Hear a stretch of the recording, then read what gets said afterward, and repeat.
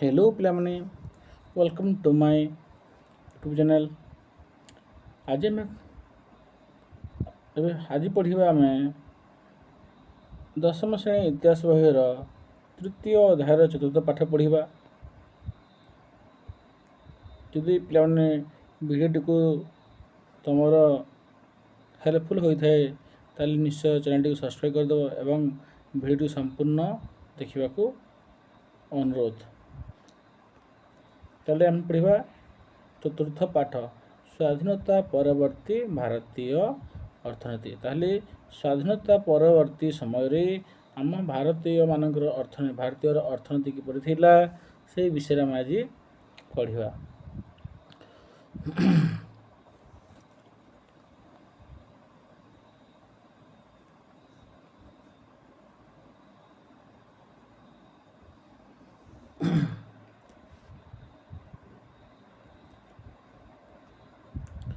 200 वर्षर British औपनिवेशिक शासन भारतर अर्थनीति को रोगण और पङ्गु गरिଥିଲା।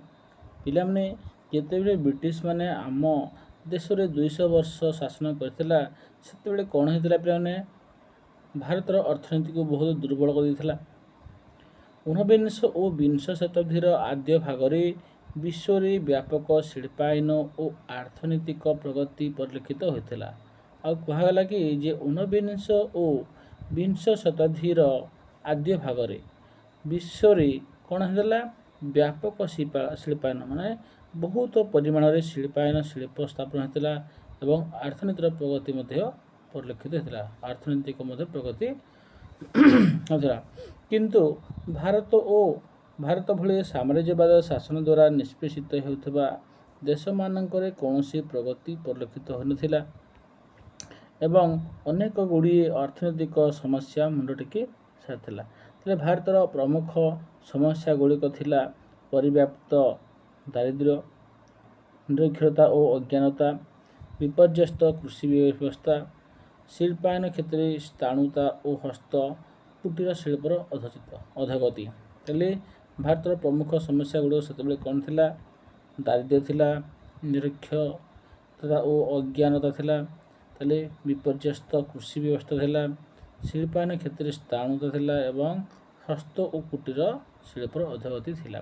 तेले भारतर एही विपर्यस्त अर्थव्यवस्था को विकासर द्वारा देश रे पहुंचाई देबा पई केतेक सुविधा ए देश रे उपलब्ध थिला। तेरे कहला कि ये भारतर एही सब व्यवस्था एही विपर्यस्त व्यवस्था को अर्थव्यवस्था को विकास द्वारा देश रे पहुंचाइबा पई केते गुड़िए आम देशर सुविधा थिला हला। तेले एही सुविधा गुड़िक थिला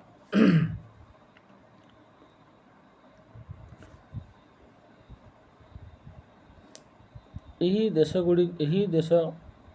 सुविधा गुड़ी थे कौन 1914 और 1947 मसीहा मध्य भारतीय शिल्पायन को आग को नहीं आनी पारिथिबा केतेक पूंजीपति और उद्योगपति उपस्थिति, भारतर पर्याप्त खनिज संपद और प्राकृतिक विभव, भारतर मानव संपद एवं भारतीय मानक हाथ में बैंक बीमा और अन्य अत्यावश्यक आर्थिक उपचार थिला।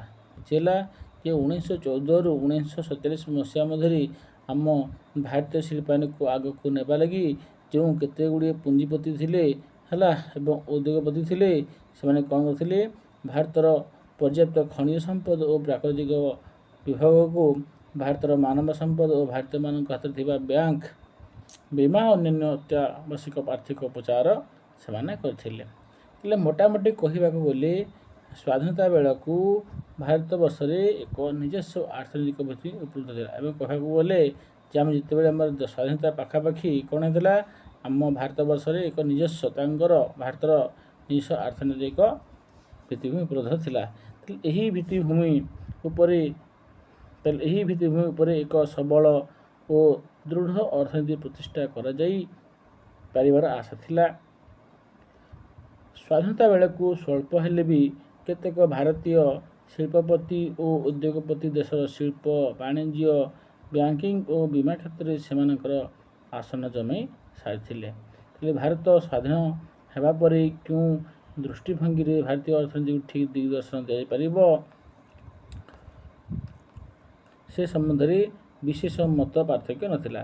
ସେତେବେଳେ ଭାରତୀୟ ଅର୍ଥନୀତିକୁ ସୁଧାରିବା ପାଇଁ ଯେଉଁ ସବୁ ପଦକ୍ଷେପ ନେବାର ଆବଶ୍ୟକ ଥିଲା ସେଗୁଡ଼ିକ ହେଲା ଆତ୍ମନିର୍ଭରଶୀଳତା, ଆମଦାନୀ ହ୍ରାସ କରି ଓ ବ୍ୟବସାୟିକ ସନ୍ତୁଳନକୁ ବଜାୟ ରଖି ଭାରତୀୟ ବ୍ୟବସାୟକୁ ଶକ୍ତି ପ୍ରଦାନ କରିବା ପାଇଁ ଦ୍ରୁତ ଶିଳ୍ପାୟନ, ଭାରତରେ ପୁଞ୍ଜି ବିନିଯୋଗ କ୍ଷେତ୍ରରେ ସାମ୍ରାଜ୍ୟବାଦୀ ଓ ବିଦେଶ ପୁଞ୍ଜିପତି ଓ ଉଦ୍ୟୋଗପତିମାନଙ୍କ ଯଥାସମ୍ଭବ ବାରଣ, ଜମିଦାରୀ ପ୍ରଥା ଉଚ୍ଛେଦ କରି ଭୂ ସଂସ୍କାର କାର୍ଯ୍ୟକାରୀ କରିବା ଓ ରୟତମାନଙ୍କୁ ସେମାନଙ୍କର ସ୍ୱତ୍ୱ ଅନ୍ୟାନ୍ୟ ସୁବିଧା ପ୍ରଦାନ, ସମବାୟ ଆନ୍ଦୋଳନକୁ ଶକ୍ତିଶାଳୀ କରିବା, ଭାରତର ବିପୁଳ ଜଳ ସମ୍ବଳକୁ ଉପଯୁକ୍ତ ପ୍ରଶିକ୍ଷଣ ପ୍ରଦାନ କରି ଦେଶର ପ୍ରଗତି ପାଇଁ ବିନିଯୋଗ କରିବା, କୁଟୀର ଶିଳ୍ପକୁ ପ୍ରୋତ୍ସାହିତ କରି ଗ୍ରାମୀଣ ଅର୍ଥନୀତିକୁ ଦୃଢ଼ୀକରଣ ଓ ବୃହତ୍ ଶିଳ୍ପଗୁଡ଼ିକ ସରକାରୀ ଉଦ୍ୟୋଗରେ ପ୍ରତିଷ୍ଠା। ସରକାରୀ ଓ ବେସରକାରୀ ଉଦ୍ୟୋଗକୁ କ'ଣ ହେଲା? ସରକାରୀ ଓ ବେସରକାରୀ ଉଦ୍ୟୋଗକୁ ସମାନ ସୁଯୋଗ ପ୍ରଦାନ କରି ଏକ ପ୍ରକାର ମିଶ୍ରିତ ଅର୍ଥନୀତିର ପରିବେଶ ସୃଷ୍ଟି, ଅନୁସୂଚିତ ଜାତି ଓ ଜନଜାତିମାନଙ୍କୁ ଭାରତରେ ଆର୍ଥନୈତିକ ପ୍ରଗତି କ୍ଷେତ୍ରରେ ସାମିଲ କରିବା। ସ୍ୱାଧୀନତା ପ୍ରାପ୍ତି ପରେ ଏସବୁ କାର୍ଯ୍ୟକ୍ଷମ କରିବାରେ କୌଣସି ପ୍ରତିବନ୍ଧକ ନଥିଲା। ଶିଳ୍ପାୟନ ଉଦ୍ଦେଶ୍ୟରେ ଏକ ବ୍ୟାପକ ପରିବେଶ ସୃଷ୍ଟି କରିବା ପାଇଁ ଆବଶ୍ୟକ ପଦକ୍ଷେପ ନିଆସାରିଥିଲା। ଭାରତ ସହିତ ଦେଶୀୟ ରାଜ୍ୟଗୁଡ଼ିକୁ ସର୍ବାନ୍ତକରଣରେ ମିଶିଯିବା ପରେ ଖଣିଜ ସମ୍ପଦ ବିନିଯୋଗ କରିବା ବା ସାରା ଦେଶରେ ନିରଙ୍କୁଶ ବାଣିଜ୍ୟ ବ୍ୟବସାୟ କରିବାରେ କୌଣସି ବାଧାବିଘ୍ନ ରହିଲା ନାହିଁ। ଅନେକ ପଦାର୍ଥର ମାଲିକାନା ସ୍ୱତଃ କେନ୍ଦ୍ର ସରକାର ଓ ରାଜ୍ୟ ସରକାରଙ୍କ ହାତରେ ରହିଲା। ସାରା ଦେଶରେ ଅବାଧ ଯୋଗାଯୋଗ, ଗମନାଗମନ, ପରିବହନ କ୍ଷେତ୍ରରେ କୌଣସି ପ୍ରତିବନ୍ଧକ ରହିଲା ନାହିଁ। ସବୁ ହେଲା ଯୋଜନା ଓ ଆୟୋଗ ପଞ୍ଚବାର୍ଷିକ ଯୋଜନା।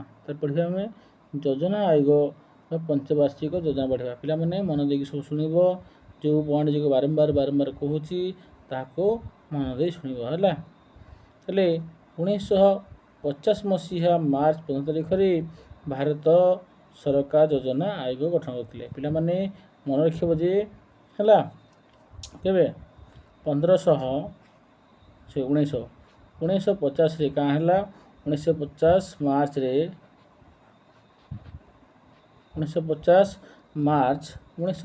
ମସିହା ମାର୍ଚ୍ଚ 15 ତାରିଖରେ ଭାରତ ସରକାର ଯୋଜନା ଆୟୋଗ ଗଠନ କରିଥିଲା।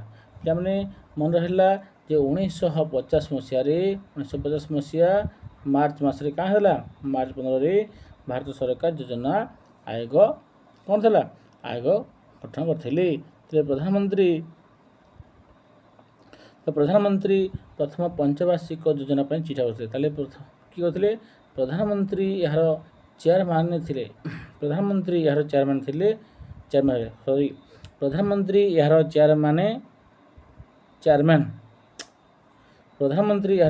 ବୁଝିହେଲା। ତାହେଲେ ଭାରତ ସରକାର ଯୋଜନା ଆୟୋଗର ଚେୟାରମ୍ୟାନ୍ କିଏ ଥିଲେ? ପ୍ରଧାନମନ୍ତ୍ରୀ ଥିଲେ। ହେଲେ ପ୍ରଥମ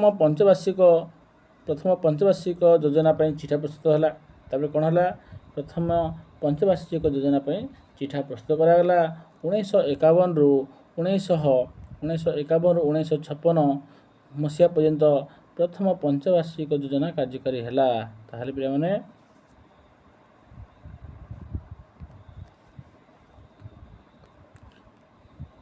କୁହାହେଲା କି 1951ରୁ 1956 ମସିହା ପର୍ଯ୍ୟନ୍ତ ପ୍ରଥମ ପଞ୍ଚବାର୍ଷିକ କାର୍ଯ୍ୟକାରୀ ହେଲା। ପ୍ରଥମ ପଞ୍ଚବାର୍ଷିକ ଯୋଜନା କାର୍ଯ୍ୟକାରୀ କେବେ ହେଲା? 1951ରୁ ହେଲା 1956 ହେଲା। ତ 1951 1956 ମଧ୍ୟରେ କ'ଣ ହେଲା?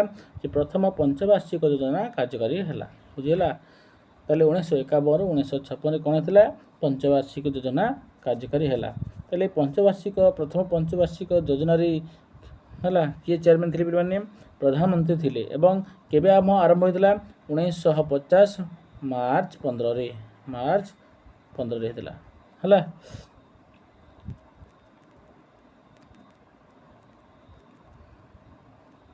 ତାହେଲେ ଏହି ଯୋଜନାରେ କୃଷି ଓ ଜଳସେଚନ ଉପରେ ଅଧିକ ଗୁରୁତ୍ୱ ଥିଲା।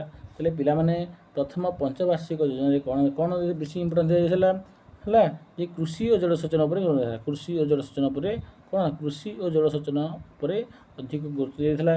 1952 ମସିହା ଅଗଷ୍ଟ 6 ତାରିଖରେ ଜାତୀୟ ଉନ୍ନୟନ ପରିଷଦ ଗଠିତ ହୋଇଥିଲା। ତାହେଲେ ପିଲାମାନେ 1952 ମସିହା ଅଗଷ୍ଟ 1952 ତାହେଲେ 1952 ଅଗଷ୍ଟ ହେଲା 1952 ଅଗଷ୍ଟ 6 ତାରିଖରେ କ'ଣ ହେଇଥିଲା ତ ଜାତୀୟ ଉନ୍ନୟନ ପରିଷଦ ଗଠିଥିଲା। ଜାତୀୟ ଉନ୍ନୟନ ପରିଷଦ ଗଠନ ହେଇଥିଲା। ତାହେଲେ 1952 ଅଗଷ୍ଟ 6 ତାରିଖରେ କ'ଣ ହେଇଥିଲା ଜାତୀୟ ଉନ୍ନୟନ ପରିଷଦ ପ୍ରତିଷ୍ଠା କରାଯାଇଥିଲା। ତାହେଲେ 1956ରୁ 1961 ମସିହା ଥିଲା ଦ୍ୱିତୀୟ ପଞ୍ଚବାର୍ଷିକ ଯୋଜନା। ତାହେଲେ 1951ରୁ 1956 ଥିଲା ପ୍ରଥମ ପଞ୍ଚବାର୍ଷିକ ଯୋଜନା ଥିଲା। ତେବେ 1956ରୁ 1961 ହେଲା 1956ରୁ 1961 ଥିଲା କାରଣ ଦ୍ୱିତୀୟ ପଞ୍ଚବାର୍ଷିକ ଯୋଜନା ଥିଲା। ବୁଝିଲା ମନେ ରହିଲା ପିଲାମାନେ ଯେ 1951ରୁ 1956 କ'ଣ ଥିଲା ପ୍ରଥମ ପଞ୍ଚବାର୍ଷିକ ଯୋଜନା ଥିଲା ଏବଂ 1956ରୁ 1961 କ'ଣ ଥିଲା ଦ୍ୱିତୀୟ ପଞ୍ଚବାର୍ଷିକ ଯୋଜନା କାର୍ଯ୍ୟକ୍ରମ ଚାଲିଥିଲା। ତାହେଲେ ଦ୍ୱିତୀୟ ପଞ୍ଚବାର୍ଷିକ ଯୋଜନାର ରୂପରେଖ ପ୍ରସ୍ତୁତ କରିଥିଲେ ବିଶିଷ୍ଟ ଅର୍ଥନୀତିଜ୍ଞ ପ୍ରଫେସର ପିସି ମାହାଲାନୋବିସ୍। ତାହେଲେ ବୁଝିଲା ପିଲାମାନେ କୁହାଗଲା କି ଦ୍ୱିତୀୟ ପଞ୍ଚବାର୍ଷିକ ଯୋଜନାର ରୂପରେଖ ପ୍ରସ୍ତୁତ କରିଥିଲେ କି ପିଲାମାନେ ଅର୍ଥନୀତିଜ୍ଞ ପ୍ରଫେସର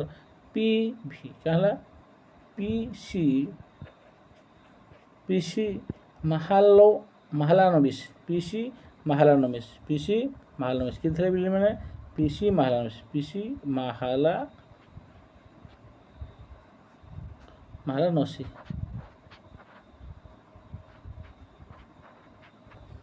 ମାହାଲାନୋବିସ୍ ଥିଲେ। ତାହେଲେ ପିଲାମାନେ ଯେ ଦ୍ୱିତୀୟ ପଞ୍ଚବାର୍ଷିକ ଯୋଜନାର ରୂପରେଖ ପ୍ରସ୍ତୁତ କିଏ କରିଥିଲେ ପିଲାମାନେ ଅର୍ଥନୀତିଜ୍ଞ ପ୍ରଫେସର ପିସି ମାହାଲାନୋବିସ୍ ଥିଲେ। ତାହେଲେ ଭାରତୀୟ ସମାଜରେ ସମାଜବାଦୀ ବ୍ୟବସ୍ଥାର ପ୍ରଚଳନ ଥିଲା ଏହି ପଞ୍ଚବାର୍ଷିକ ଯୋଜନାର ପ୍ରଧାନ ଉଦ୍ଦେଶ୍ୟ। ଏହି ଯୋଜନାର ମୁଖ୍ୟ ଲକ୍ଷ୍ୟ ଗୁଡ଼ିକ ଥିଲା ଜାତୀୟ ଆୟର ବୃଦ୍ଧି, ମୌଳିକ ଓ ବୃହତ ଶିଳ୍ପାୟନକୁ ଗୁରୁତ୍ୱ ଦେଇ ଶିଳ୍ପର ବିକାଶ ନିଯୁକ୍ତି ସୁଯୋଗ ଦେବା ପାଇଁ ବ୍ୟାପକ ବ୍ୟବସ୍ଥା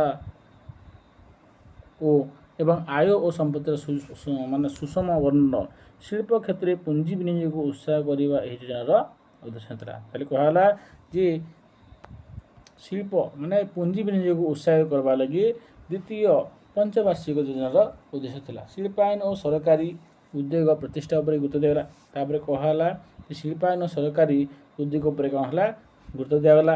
ବିଦେଶୀ ଜ୍ଞାନ କୌଶଳକୁ ଉପଯୋଗ କରି 3ଟି ସମନ୍ୱିତ ଇସ୍ପାତ ପ୍ରକଳ୍ପ ମଧ୍ୟ ନିର୍ମାଣ କଲା। ତାପରେ କୁହାଗଲା ଯେ ବିଦେଶୀ ଜ୍ଞାନକୁ କୌଶଳ କରିକି ହେଲା କ'ଣ ହେଲା 3ଟି ସମନ୍ୱିତ ଇସ୍ପାତ ମଧ୍ୟ ପ୍ରକଳ୍ପ କରାଯାଇଥିଲା।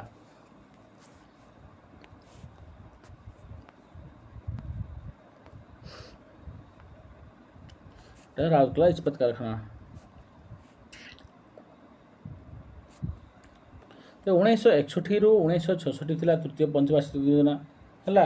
କୁହାଗଲା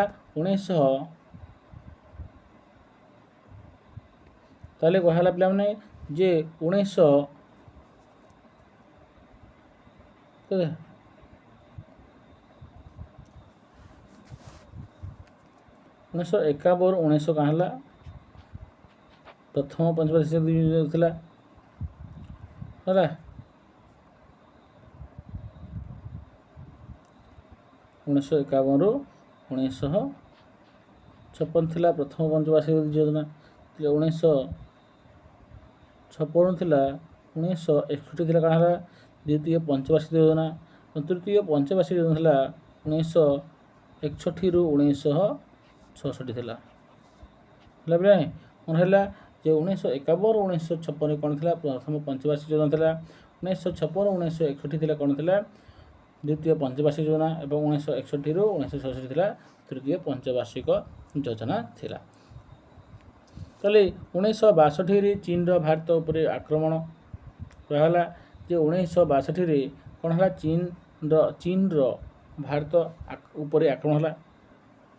भारत उपरे आक्रमण और 1956 भारत पाकिस्तान युद्ध जगू यही योजना विशेष फलप्रद हो पारे। कहाँ हला जिते बेले तृतीय पंचवार्षिक योजना हला सेते बेले कोन हला 1962 रे 1962 कोन हला चीन रो लोक माने हला चीन कोन हला भारत उपरे हम का हला आक्रमण करथला एवं ता परे परे 1965 रे 1965 कोन हला जे भारत पाकिस्तान सहित कोन हला युद्ध जग माने भारत आउ पाकिस्तान मध्य कौन होता युद्ध है जहाँद्वारा कौन है पिला माने आम तृतीय पंचवार्षिक योजना फलप्रद है ना। तेल यही योजनार मुख्य उद्देश्य थिला जे जातीय आय को 30% वृद्धि करबा एवं तृतीय पंचवार्षिक योजनार आय थिला उद्देश्य थिला कौन थिला जातीय आय कौन करबे 30% वृद्धि करबा एवं मुंड पिछा आय अनन्य 17% बढ़ेबा। यह व्यतीत यही पंचवार्षिक योजना जो लक्ष्य गुड़िक रखी कार्यक्रम करथिला ताहा हला जातीय आय रे 5% अभिवृद्धि पूंजी निवेश को प्रोत्साहन और खाद्य शस्य उत्पादन रे स्वावलंबनशीलन और शिल्पायन और रप्तानी पाई कृषि उत्पादन वृद्धि लौह इस्पात रसायन ईंधन और शक्ति प्रकल्प को प्रोत्साहन कड़क बजा उत्पादन रोजगार सुजोग सृष्टि और भारत में उपलब्ध मानव संबल सदुपयोग एवं धनी और दरिद्र मध्य अर्थनैतिक तारतम्य ह्रास। ताले 1966 ରୁ 1969 पर्यंत 3टी वार्षिक योजना कार्यकारी है।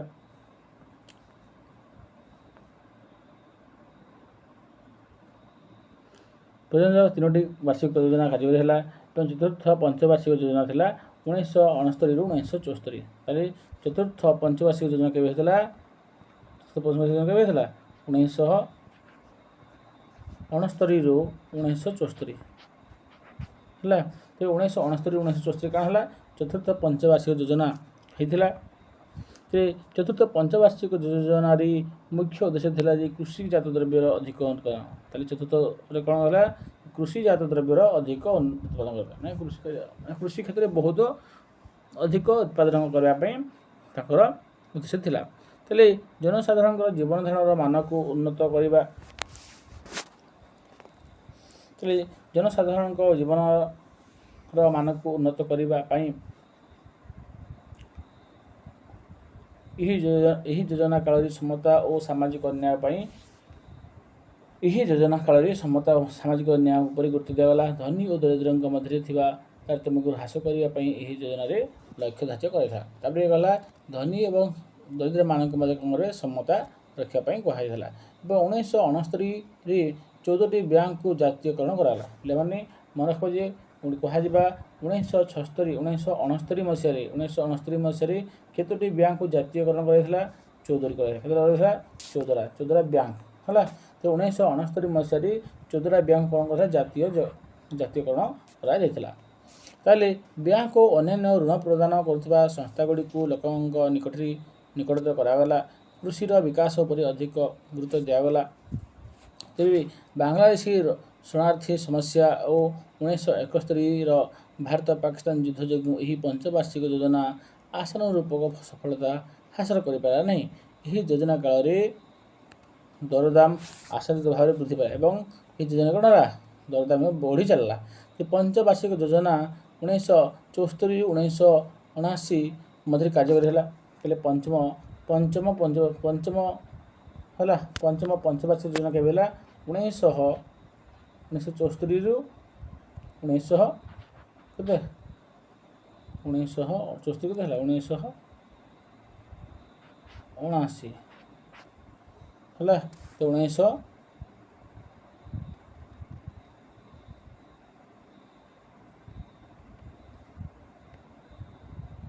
केबे हेला हमर 1974 ରୁ 1979 मध्य हेतला पंचम पंचम पंचवार्षिक योजना। ताहले यही योजनार मुख्य लक्ष्य थिला अर्थनैतिक आत्मनिर्भरशीलता। यही योजना मुख्य लक्ष्य थिला कोन अर्थनैतिक आत्मनिर्भरशीलता थिला। यही योजना को 1978 बंद कर दिया गला। कोन गला जी पंचम पंचवार्षिक योजनाटा 1978 कोन गला बंद कर दिया गला। 1978 ରୁ 1980 पर्यंत पंचवार्षिक योजना कार्यकारी है। तार कौन है जो 1978 ରୁ 1980 मध्य कौन है पंचवार्षिक योजना कार्यकारी है ना।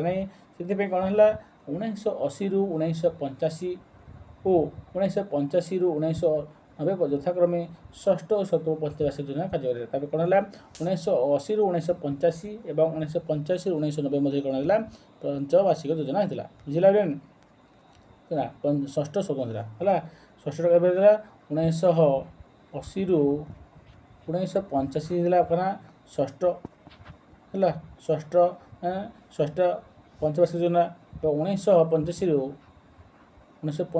1990 होता सप्तम पंचवार्षिक योजना होता। तो दारिद्र्य दूरीकरण थिला षष्ठ पंचवार्षिक योजना। दारिद्र्य दूरीकरण क्यों आम योजना थी षष्ठ पंचवार्षिक योजना पर थिला। यह योजना उभय कृषि और शिल्प भित्तिभूमि प्रतिष्ठा करिबारे गुरुत्व दिया। यह योजना शतकड़ा 5.2 जातीय अभिवृद्धि हार हासिल करने लक्ष्य धार्य कर। सप्तम पंचवार्षिक योजनार मुख्य लक्ष्य थिला कि खाद्यशस्य उत्पादन वृद्धि, नियुक्ति सुजोग, आधुनिकरण, आत्मनिर्भरता एवं सामाजिक न्याय थिला आमर सप्तम पंचवार्षिक योजना। यही पंचवार्षिक योजना फल किसी सुफल मिलता। तेल खाद्य उत्पादन शतकड़ा 3.23 वृद्धि पाइला। पंचम योजना काल बेकारी समस्या ह्रास करने और नियुक्ति सुजोग सृष्टि करने जवाहर रोजगार योजना कार्यकारी है। जवाहर रोजगार योजना कार्यकारी है। यही योजना काल सकल जातीय उत्पादन शतकड़ा 5.8 हारे वृद्धि पाइला वृद्धि प्राप्त है। अष्टम योजना आरंभ है 2 वर्ष पर। अष्टम है 2 वर्ष पर अर्थात 1992 और यह 1997 पर्यंत चलला। बुझला ये अष्टमटा चला के अष्टम चलला 1992 ରୁ 1997 पर्यंत चलला है। अष्टम पंचवार्षिक योजना चला। अष्टम पंचवार्षिक योजना वार्षिक शतकड़ा 5.6 जातीय अभिवृद्धि ह्रास लक्ष्य करता। तथा शिल्प अभिवृद्धि हार लक्ष्य थिला शतकड़ा 7.5। ताले शिल्प माने शिल्प हार वृद्धि 7.5 थिला ना। शिल्प हार वृद्धि माने बढ़ी चलता।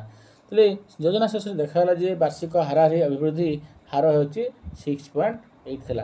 तो यह थिला धार्य लक्ष्य ठारू शतकड़ा 1.2 थिला एवं जतकी से भाभी 1.2 का अधिक होता। ताले विंश शताब्दीर शेष आड़ को 1997 मसीह आरंभ है नवम पंचवार्षिक योजना। ताले केबे थिला 19 शताब्दी माने विंश शताब्दी शेष आड़ को माने 1997 शेष आरंभ माने विंश आर शेष आड़ को होता। 1997 मसीह आरंभ है नवम पंचवार्षिक योजना। ताले यही पंचवार्षिक योजनार उद्देश्य था जे कृषि और ग्राम विकास को प्राथमिकता प्रदान करवा। कृषि एवं ग्राम विकास कौन कर प्राथमिकता प्रदान कर सहित दरिद्र दूरीकरण एवं दरदाम स्थिर रखी अभिवृद्धि हार वृद्धि करने देशर समस्त लोक खाद्य निरापत्ता जोगाइदेवा लोक मानू मौलिक और अपरिहार्य सेवा यथा पानीय जल प्राथमिक स्वास्थ्य नेवा सार्वजनिक प्राथमिक शिक्षा आवास यातायातर सुविधा जोगाइदेवा लोकंग संख्या वृद्धि पर अंकुश लगाइबा नारी तपशिल जाति और जनजाति पछुआ वर्ग सशक्तिकरण पंचायत राज समवाय आंदोलन स्वयं सहायक गोष्ठी को शक्तिशाली करने आत्मनिर्भरता नवम पंचवार्षिक योजनार अभिवृद्धि हार लक्ष्य थिला। शतकड़ा 6.5 किंतु ह्रास है वार्षिक 5.5%। एकविंश शताब्दीर आद्य भाग अर्थात 2002 मसीह आरंभ है दशम पंचवार्षिक। ताले दशम पंचवार्षिक योजना केबे थिला हमर 2002। दशम पंचवार्षिक योजना केबे थिला हमर 2002 रे थिला। 2002 मन रख पिलाने ये दशम पंचवार्षिक योजना केबे हेतिला हमर 2002 हेतिला। यह परे 2007 पर्यंत कार्य आम 10 पंचवार्षिक योजना आमर केते पर्यंत चलता 2010 चलता है। यह परे सॉरी 2010 2007 केते 2007 केते आमर 2007 पर्यंत चलता। यह परे 2007 मसीह आरंभ होई एकादश पंचवार्षिक योजना चलला। तब कौन है 2007 कौन है पे 2007 चलला आमर 11तम पंचवार्षिक योजना चला एवं 11 माने एकादश पंचवार्षिक योजना चली के सरला 2012 पर्यंत 2012 पर्यंत चलला। एंटा 2007 आरंभ करी 2012 पर्यंत आम चलला एकादश पंचवार्षिक योजना चलता। मूलर यह उपलब्धि कर कृषि और कृषक मान उन्नति बिना भारतीय अर्थनीतिर भिन्न पद बदल ना से कृषक मान सुविधापी अनेक गुड़ी कार्य हाथ को नि जमींदारी प्रथार विलोप घटला रैत मानक से अधिकार प्रदान करागला। समवाय आंदोलन को शक्तिशाली करागला। महाजनी ऋण व्यवस्था को अनुसार किए निरुत्साहित करागला। जलसेचन और वैज्ञानिक कृषि प्रणाली उपर गुरुत्व दिगला। शिल्पायन भित्तिभूमि प्रतिष्ठा सरकारी उद्योग बृहत शिल्प प्रतिष्ठा व्यवस्था कला। घरोई शिल्पपति मानक उत्साहित कराला। दारिद्र्य और बेरोजगारी थिला भारतर मुख्य समस्या। ग्राम और सहरांचल दारिद्र्य को दूर करने 1969 पर सरकार केतेक योजना कार्यकारी करते। तो 1969 से बैंक गुड़िक जातीयकरण होगापर साधारण लोक आत्मनियुक्ति और कृषि क्षेत्र ऋण सुलभ है। तो 1978 मसीह आरंभ है समन्वित 1978 आरंभ है कौन समन्वित ग्राम्य उन्नयन योजना। तेल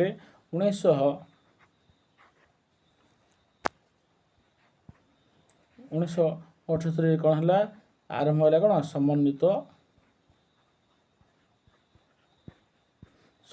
ग्राम्य उन्नयन है। समन्वित ग्राम्य उन्नयन आरंभ के आरंभ है 1978 के 1978 से वर्ष आरंभ है ग्रामांचल नारी और शिशु विकास योजना। हेले के 1978 आम कौन से ग्रामांचल नारी और शिशु विकास योजना। तो 1999 मसीह आरंभ है स्वर्ण जयंती ग्राम्य रोजगार योजना। 1999 मसीह कौन है 1999 कौन स्वर्ण जयंती ग्राम्य योजना कौन है स्वर्ण जयंती ग्राम्य स्वरोजगार योजना। तो 2000 मसीह आरंभ है प्रधानमंत्री ग्राम 2000 कौन है 2000 मसीह प्रधानमंत्री ग्रामोदय योजना। 2000 मसीह कौन है प्रधानमंत्री ग्रामोदय योजना। यही रोजगार दुईटी प्रमुख विभाग थिला। गोटे थिला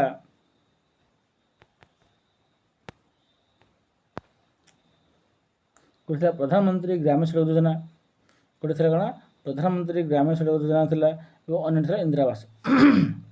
सहरांचल बसवास करथुवा बेकार युवक और युवती मानक कर्मसंस्थान 1997 स्वर्ण जयंती शहरी रोजगार योजना आरंभ है। तेल 1997 कौन है सहर मानक स्वर्ण जयंती शहरी रोजगार योजना आरंभ है 1997। तो गरीब लोक निकटे खाद्य निरापत्ता निष्पत्ति निश्चित करने अंत्योदय अन्न योजना प्रणयन करा। तेल कौन है ये गरीब लोक कौन खाद्य निरापत्ता आमर अंत्योदय अन्न योजना प्रणयन कराला। 2000 मसीह योजना आरंभ है माध्यम 2000 मसीह योजना माध्यम प्राय 1 कोटी अति दरिद्र लोक चिन्हट करागला एवं सेमानंको किलोग्राम प्रति 2 टंका दर गहम और कौन दिया।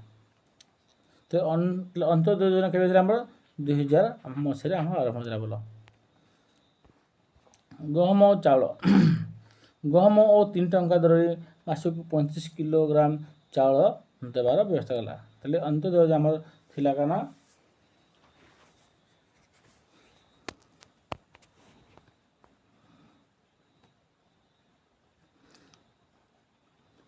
अंत्योदय अन्न योजना कौन है 2 किलो प्रति गहम गहम के 2 टंका दर गहम दिगला और 3 टंका हिसाब से किलो प्रति के 3 टंका दर मासक 35 किलोग्राम चाउल जोगाई देवार व्यवस्था कराइला। तेल यही सब मुख्य योजना गुड़िक व्यतीत 1952 रु 2000 मसीहा पर्यंत भारत में अन्य 100 दारिद्र और बेकारी दूरीकरण योजना कार्यकारी होता है। केते 100 माने 100 अन्य 100 दारिद्र और बेकारी दूरीकरण योजना कार्यकारी क्या योजना कार्यकारी केते 1952-2000 मसीहा है।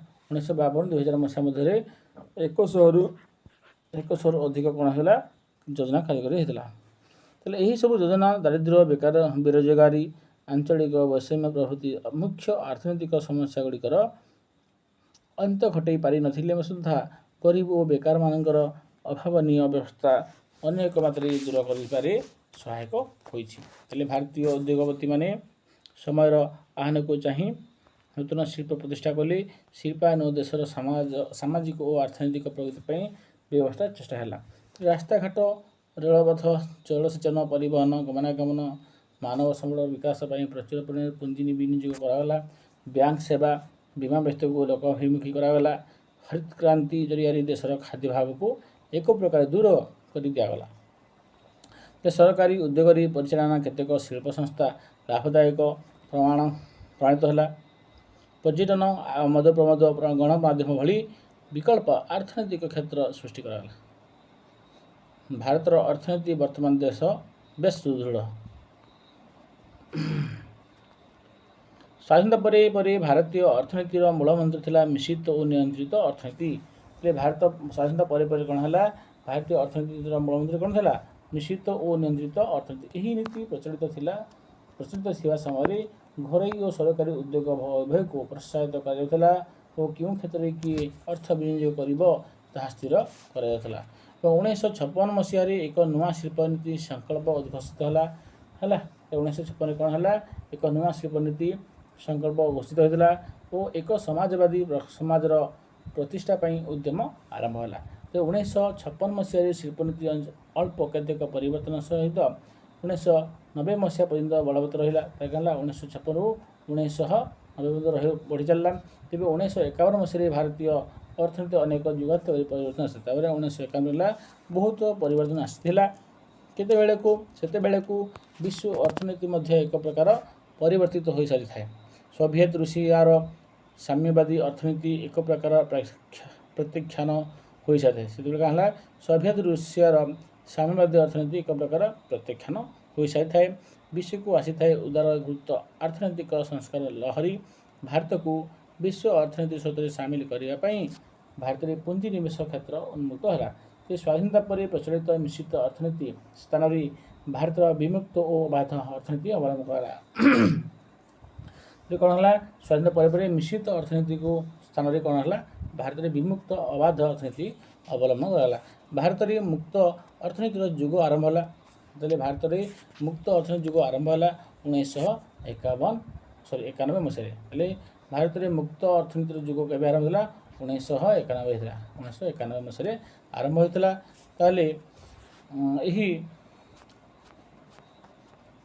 यही उदारीकरण दुईटी उपांश अच्छी। आगरू जो सबू क्षेत्र केवल सरकारी उद्योग संरक्षित थिला से घरोई कंपानी माने कार्य करें एवं द्वितीयतः व्यावसायिक आईन कानून केतेक परिवर्तन अणाई घरोई उद्योग को प्रोत्साहित कराला। आगरू थिबा 17टी क्षेत्र को सरकारी शिल्प उद्योग संरक्षित क्षेत्र संख्या 3 को ह्रास कराला। घरोई उद्योग को प्रोत्साहित करने लाइसेंस कंचामाल आमदानी मूल्य निर्धारण और बंटन प्रभृति थिबा आदब कायदा को कोहल कर दिगला। यह द्वारा भारत में शिल्प प्रतिष्ठार अनुकूल वातावरण सृष्टि है। से दिन ठारू आज पर्यंत से उन्मुक्त उदारीकृत अर्थव्यवस्था बलवत्तर अच्छी। तेज समयक्रमे शिल्प क्षेत्र को सरकारी नियंत्रण ह्रास कराई जगतीकरण और मुक्त अर्थनीति माध्यम भारतर विदेशी पुंजी निवेश पथ उन्मुक्त कराइला। यहीपरि प्रतिरक्षा सामग्री उत्पादन क्षेत्र में शतकड़ा 26% विदेशी प्रत्यक्ष विनियोग ग्रहण कर नियाଯାଇଛି। केवल आणविक शक्ति और रेल परिवहन व्यवस्था सरकारी नेतृत्वाधीन अच्छी। रेल परिवहन केतेक क्षेत्र में बेसरकारी भागीदारी को मध्य ग्रहण करागलानी। भारतीय शिल्पगुड़िक एवं आंतर्जातिक शिल्प सहित प्रतियोगिता करने को सम्मत होती। तो पिलाने पाठ सरीगला। जदि पाठ जदि किसी हेल्पफुल थे तो निश्चय चैनल को सब्सक्राइब करदे। रोची नमस्कार।